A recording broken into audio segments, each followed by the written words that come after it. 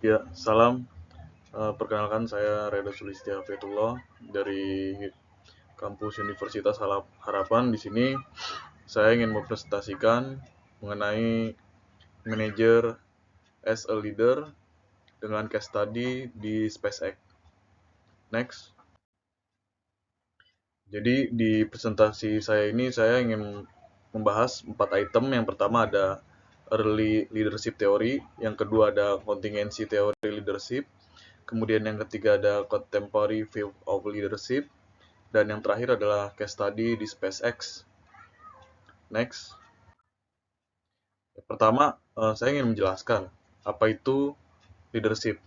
Jadi leadership itu adalah kemampuan untuk mempengaruhi, memotivasi, dan memimpin individu atau kelompok untuk mencapai tujuan bersama.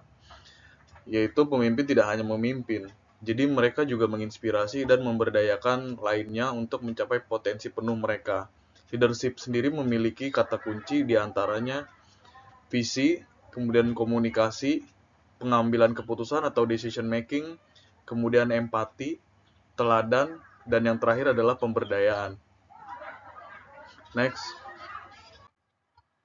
Ya, yang pertama early leadership theory. Jadi ada trade theories yaitu pada era 1920 hingga 1930. Jadi trade theory itu mengasumsikan bahwa pemimpin itu dilahirkan dengan karakteristik khusus yang membedakan mereka dari pengikut.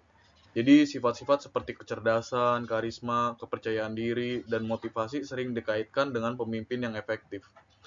Namun, teori ini terbatas karena tidak semua orang dengan sifat-sifat tersebut menjadi pemimpin yang sukses dan juga tidak menjelaskan bagaimana sifat ini berkembang.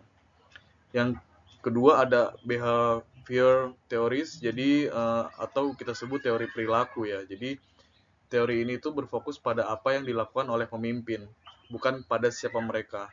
Jadi beberapa studi penting tuh meliputi dari studi Universitas Iowa atau Kurt Lewin. Jadi menurutnya mengidentifikasi 3 gaya kepemimpinan yaitu ada otoriter, demokratis, dan laissez-faire. Hasilnya itu menunjukkan bahwa gaya demokratis cenderung menghasilkan kepuasan dan produktivitas yang tinggi.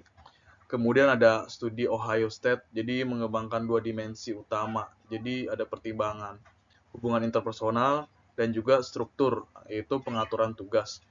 Pemimpin yang balance dalam kedua dimensi ini cenderung lebih efektif.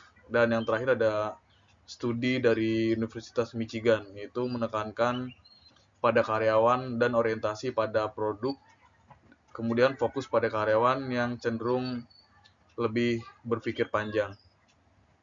Next. Berikutnya ada contingency theories leadership. Jadi yang pertama ada dari Hersey and Blanchard situational leadership theory, trait theories. Jadi yaitu maksudnya menekankan pentingnya menyesuaikan gaya kepemimpinan dengan tingkat kesiapan pengikut. Jadi pemimpin itu harus dapat beradaptasi antara memberi arahan dan juga dukungan. Jadi ada 4 model gaya kepemimpinan. Yang pertama ada telling. Jadi maksudnya itu untuk pengikut dengan pemahaman rendah. Kemudian ada selling, jadi untuk pengikut dengan pemahaman yang sedang. Kemudian ada participating, jadi untuk pengikut dengan pemahaman tinggi. Dan juga ada delegating, jadi untuk pengikut dengan pemahaman yang sangat tinggi. Next. Kemudian ada model PET Goal dari Robert House. Jadi maksudnya itu menggambarkan bagaimana pemimpin dapat memotivasi pengikut dengan mengklarifikasi tujuan dan menyediakan dukungan yang diperlukan untuk mencapainya. Ada 4. Jadi ada directive, jadi maksudnya memberikan arahan yang jelas dan terperinci tentang apa yang harus dilakukan oleh pengikut. Kemudian ada supportive, jadi menunjukkan perhatian dan peduli terhadap kesejahteraan dan memberikan dorongan emosional.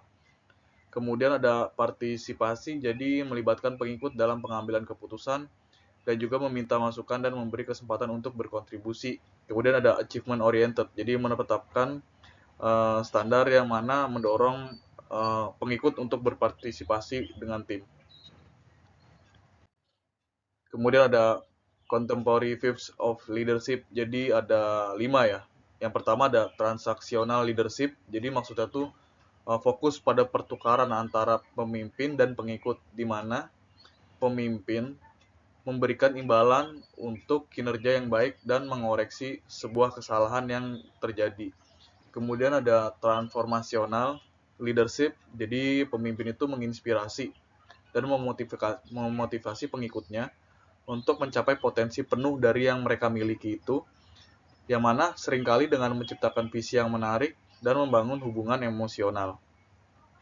Kemudian ada charismatic leadership. Jadi pemimpin di sini itu memiliki daya tarik pribadi yang kuat, yang mana mampu mempengaruhi dan menginspirasi pengikutnya melalui pesona dan keyakinan yang mereka miliki. Kemudian ada visionary leadership. Jadi menekankan pentingnya visi yang jelas dan juga kemampuan untuk mengkomunikasikannya kepada pengikutnya secara efektif sehingga mereka terlibat dalam pencapaian tujuan bersama-sama. Kemudian ada team leadership, jadi maksudnya tuh di sini fokus pada kolaborasi dan kerjasama dalam tim, di mana pemimpin dapat berperan sebagai fasilitator yang membantu anggota tim mencapai tujuannya bersama. Next. Nah, di sini tuh saya mengambil contoh leadership di SpaceX. Jadi di SpaceX sendiri tuh memiliki leadership transformasional. Jadi Elon Musk sebagai pemimpin transformasional memiliki ambisi untuk menciptakan dunia tanpa bahan bakar fosil, yang mana memaksimalkan energi hijau serta menjelajahi ruang angkasa dan membangun koloni di Mars. Jadi Elon Musk sendiri itu menginspirasi karyawan untuk mengadopsi identitas dan filosofi baru. Musk terus memperoleh kepercayaan pengikutnya dengan sikap yang dapat diprediksi dan andal. Bahkan dalam ketidakpastian pun, dia memiliki rasa percaya diri yang tinggi dan fokus pada keunggulan yang dimilikinya. Elon Musk sendiri itu dikenal sebagai percaya diri dalam kemampuannya dan terlibat langsung dalam proyek bersama tim-timnya. Kemudian faktor pembeda utama antara Musk dan pemimpin transformasional lainnya yaitu adalah ketergantungannya pada standar etika, nilai, dan keyakinan moral.